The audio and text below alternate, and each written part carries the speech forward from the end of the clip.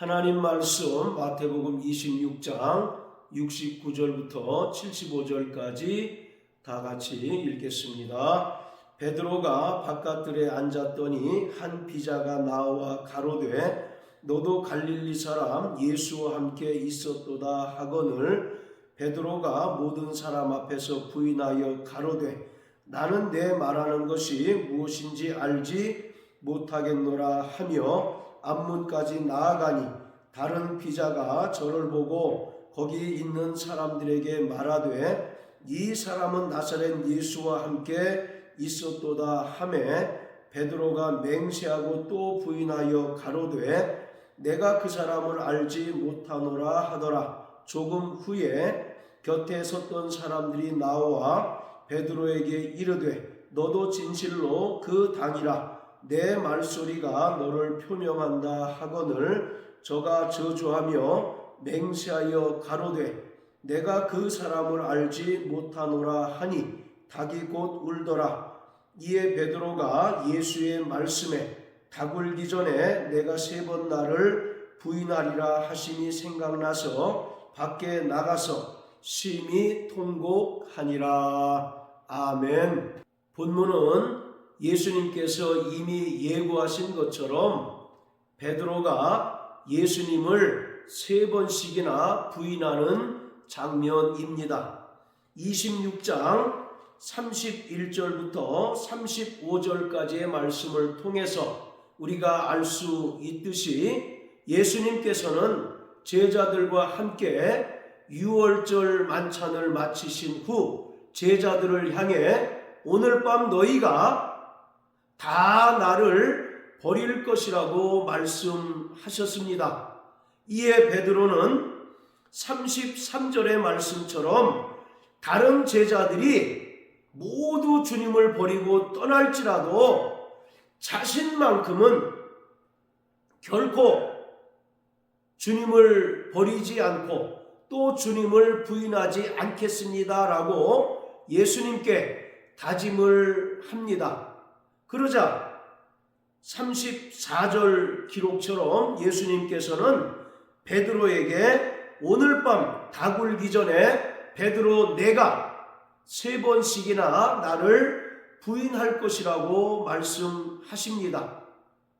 이에 베드로는 35절 말씀처럼 내가 주와 함께 죽을지언정 주님을 부인하지 않겠습니다라고 재차 다짐을 하였고 나머지 제자들도 이와 같이 예수님께 다짐을 합니다. 내가 주와 함께 죽을지언정 주를 부인하지 않겠습니다라고 하는 말은 죽음도 마다하지 않고 예수님을 결코 부인하지 않을 뿐만 아니라 예수님과 끝까지 함께 하겠습니다라는 베드로의 결연한 의지가 담겨 있습니다. 그리고 베드로뿐만 아니라 나머지 제자들도 죽음도 마다하지 않고 예수님을 부인하지 않고 예수님과 끝까지 함께 하겠습니다라고 예수님께 결연한 의지로 다짐을 하였습니다. 그런데 이러한 베드로와 제자들의 다짐이 무색할 정도로 불과 몇 시간이 지난 후에 예수님의 제자들은 예수님을 버리고 모두 도망을 쳐버리고 말았습니다. 예수님께서 유월절 만찬을 마치신 후 대제사장들에게 은 30을 받고 예수님을 팔아넘긴 가룟 유다가 군병들과 함께 예수님께 와서 예수님을 붙잡아 가고 또 예수님을 공회에 넘기자 제자들은 위기의식을 느끼고 그리고 자신들도 예수님과 함께 종교재판에 회부돼서 죽게 될 것이 두려운 나머지 56절의 기록처럼 예수님을 버리고 모두 도망쳐버리고 말았습니다. 그나마 12명의 제자 가운데 수제자라고 할 수 있는 이 베드로는 예수님께서 공회에서 신문을 받으시고 또 재판을 받으시는 그 광경을 참관하여 목격하고 있었습니다. 그런데 69절의 기록처럼 한 여종이 베드로에게 나와서 너도 갈릴리 사람 예수와 함께 있었다라고 말하자 베드로는 70절 말씀처럼 모든 사람 앞에서 부인하여 가로되 나는 내 말하는 것이 무엇인지 알지 못한다라고 하므로 예수님을 첫 번째로 부인하였습니다. 여기서 모든 사람 앞에서 부인했다라고 하는 것은 마치 법정에서 참관한 모든 사람 앞에서 공개적으로 선언하는 모습을 말하고 있습니다. 즉 베드로는 여종이 자신을 향해서 너도 갈릴리 사람 예수와 함께 있었다라고 말하자 모든 사람 앞에서 공개적으로 예수님을 부인하였던 것입니다. 자, 그리고 두 번째 71절에서 또 다른 여종이 베드로를 보고 거기 있는 사람들을 향해서 이 사람은 나사렛 예수와 함께 있었다라고 하자 72절 말씀처럼 이번에는 베드로가 맹세하고 또 부인하여 가로되 내가 그 사람을 알지 못한다라고 하므로 예수님을 두 번째로 부인하였습니다. 점점 부인하는 그 강도가 커지는 것을 볼 수 있습니다. 70절 기록처럼 베드로가 첫 번째 부인할 때는 모든 사람 앞에서 공개적으로 예수님을 부인했지만 이때는 비교적 완곡하고 부드럽게 예수님을 부인한 반면에 두 번째 부인할 때는 맹세하고 또 부인하였다라고 말합니다. 그리고 베드로가 예수님을 향하여 그 사람이라고 호칭하는 것을 볼 수 있습니다. 이전에는 베드로와 예수님의 제자들은 예수님을 향하여 주님이라고 호칭을 하였습니다. 그런데 베드로가 예수님을 부인할 때 예수님을 향하여 그 사람이라고 호칭을 하였습니다. 이러한 호칭의 변화는 예수님과의 관계를 부인하고 또 예수님과의 관계를 단절하고자 하는 베드로의 의중이 담겨 있는 것입니다. 자, 그리고 세 번째 73절 말씀처럼 곁에 섰는 사람이 베드로에게 너도 진실로 그 당이라 내 말소리가 이것을 증명한다라고 하자 베드로가 74절 말씀처럼 저주하며 맹세하여 가로되 내가 그 사람을 알지 못한다라고 합니다. 이번에는 저주하며 맹세하고 예수님을 부인합니다. 이때도 예수님을 그 사람이라고 호칭하는 것을 볼 수 있습니다. 이처럼 베드로가 점점 강하게 예수님을 부인하고 또 예수님과의 그 관계를 부인하고 또 관계 단절을 시도하는 것을 볼 수가 있습니다. 이것은 이미 예수님께서 예고하신 바입니다. 자, 그러자 닭이 곧 울었다라고 말하고 75절에는 베드로가 닭 울기 전에 내가 3번 나를 부인하리라 하신 그 예수님의 말씀이 생각이 나서 밖에 나가서 심히 통곡하였다라고 말합니다. 여기서 통곡하였다는 것은 크게 부르짖고 울었다는 것을 의미하고 있습니다. 자, 여기서 닭이 울었다라고 하는 표현은 실제적인 닭이 울었다는 것을 말하는 것이 아니라 상징적인 의미로서 베드로가 예수님을 3번씩이나 부인할 때가 가장 어두울 때였다는 것을 말하고 있습니다. 로마가 이스라엘을 통치할 때 저녁 시간을 4등분으로 구분을 합니다.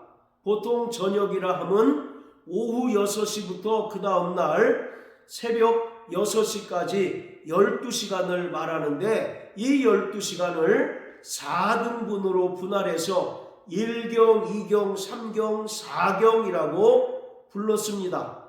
1경은 오후 6시부터 저녁 9시까지, 그리고 2경은 저녁 10시부터 자정까지, 그리고 3경은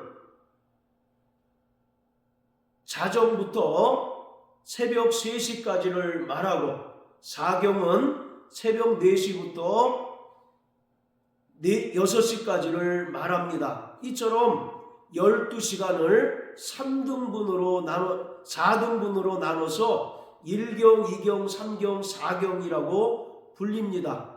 그 중에서 닭이 울었다라고 하는 말은 어둠이 가장 깊을 때인 제3경 때를 말하고 있습니다. 여기서 닭이 울었다라고 하는 말은 라틴어로 갈리키니움이라고 말하는데, 3경이 시작할 때와 3경이 마칠 때에 군인이 나팔을 불어서 사람들에게 알려주었습니다. 바로 이 나팔 소리가 갈리키니움이라고 하는데, 이것은 닭울음소리라는 의미가 있습니다. 따라서 베드로가 예수님을 3번 부인할 때 닭이 울었다라고 하는 말은 실제적인 동물로서의 닭이 울었다는 의미가 아니라 제3경의 시간대를 말하고, 이때가 저녁 가운데서 가장 어두운 때를 말하는 것으로 예수님을 3번씩이나 부인하던 베드로의 심경을 상징적으로 대변해주고 있는 것입니다. 이처럼 베드로는 무려 3번씩이나 점점 그 부인의 강도를 높이면서 예수님을 3번씩이나 부인했습니다.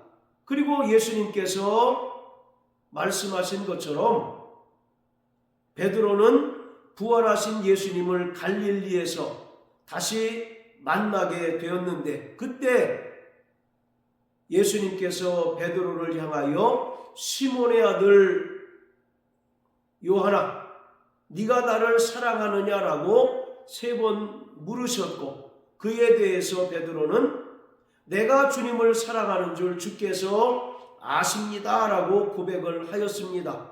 그때 예수님께서는 베드로를 향하여 내 양을 치라, 내 양을 먹이라고 말씀하십니다. 이러한 예수님의 3번의 질문과 베드로의 3번의 그 고백은 베드로가 예수님께 철저히 3번씩이나 부인한 것에 대하여 회개한 것을 말하고 있습니다. 그리고 예수님께서는 베드로가 자신의 신앙 고백을 통하여 철저히 회개하였을 때 베드로를 다시 사용하셔서 베드로가 예루살렘 교회의 으뜸 사도로서 또 복음의 증인으로서 온전히 쓰임 받게 하셨고, 그리고 결국 로마에서 순교를 당하게 하셨습니다. 자, 그런데 우리가 여기서 한 가지 중요하게 살펴보아야 할 것은, 자, 마태복음 10장을 보시겠습니다. 10장 32절 33절입니다. 누구든지 사람 앞에서 나를 시인하면 나도 하늘에 계신 내 아버지 앞에서 저를 시인할 것이요, 누구든지 사람 앞에서 나를 부인하면 나도 하늘에 계신 내 아버지 앞에서 저를 부인하리라고 말씀하셨습니다. 여기서 사람 앞에서 예수님을 부인하면 예수님께서도 하늘에 계신 하나님 아버지 앞에서 그 사람을 부인할 것이라고 말씀하십니다. 이것은 바로 최종적인 구원에 이를 수 없다는 것을 분명하게 말씀하신 것입니다. 그런데 26장에서 우리가 살펴보았듯 베드로는 3번씩이나 맹세하고 또 저주하며 예수님을 부인하였습니다. 그럼에도 불구하고 베드로는 예수님의 그 종으로서 또 사도로서 훌륭하게 쓰임을 받았습니다. 분명히 10장에서 말하는 부인과 26장에서 말하는 부인은 동일한 단어가 쓰였음에도 불구하고 어떤 자는 최종적인 구원에 이르지 못하지만, 또 베드로와 같은 경우에는 저가 주님의 일꾼으로서 온전히 쓰임받고 결국 복음의 증인으로서 순교까지 당하였습니다. 자, 이것을 통해서 우리는 10장의 그 부인과 베드로의 부인이 분명하게 다르다는 사실을 알 수가 있습니다. 물론 동일한 헬라어 단어가 사용되었지만 마태복음 10장의 부인은 지속적인 부인을 말합니다. 예수님의 은혜를 믿음으로 구원받고 또 성령으로 거듭난 자가 이 땅에서 살아가는 동안 여러 가지 신앙적인 박해나 어려움으로 인하여 지속적으로 예수님을 부인하는 경우를 말합니다. 이것은 마태복음 12장에서 말하는 성령을 거역하는 죄에 해당이 되기 때문에 이러한 자들은 심판을 받게 되고 최종적인 구원에 이를 수 없습니다. 그렇지만 베드로가 예수님을 3번씩이나 부인했다는 것은 믿음의 파기 또는 믿음의 단절을 말하는 것이 아니라 단지 그 상황이 두렵고 또 위기를 모면하기 위한 부인이기 때문에 저가 예수님께 회개하였을 때 예수님께서는 그를 다시 용납하셨고 받아주셨고 또 복음의 일꾼으로 증인으로 사용된 것입니다. 결론적으로 우리는 성령으로 말미암아 예수를 주라 시인하여 구원받은 자요 또 성령으로 말미암아 거듭난 자이기 때문에 날마다 이 땅에서 어떠한 박해와 또는 신앙적인 어려움에도 불구하고 끝까지 예수님을 부인하지 아니하고 또 예수께서 그리스도이시며 살아계신 하나님의 아들이심을 증거하는 삶을 살아내야 한다는 것입니다.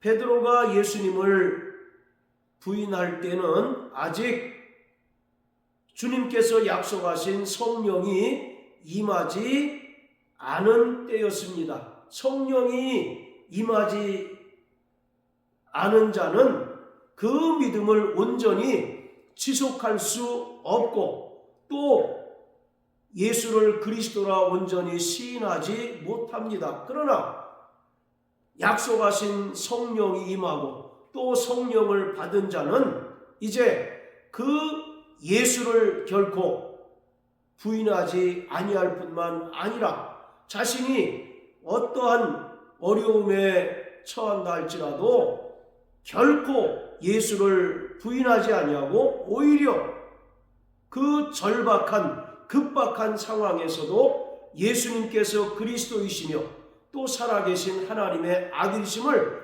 담대히 증거하는 순교적 삶을 살아낼 수 있는 것입니다. 사랑하는 성도 여러분, 예수님의 12명의 제자들이 한결같이 대적자들 앞에서 순교의 삶을 살았던 것을, 또 순교로서 자신들의 생애를 마감했다는 사실을 기억하게 되기를 바랍니다.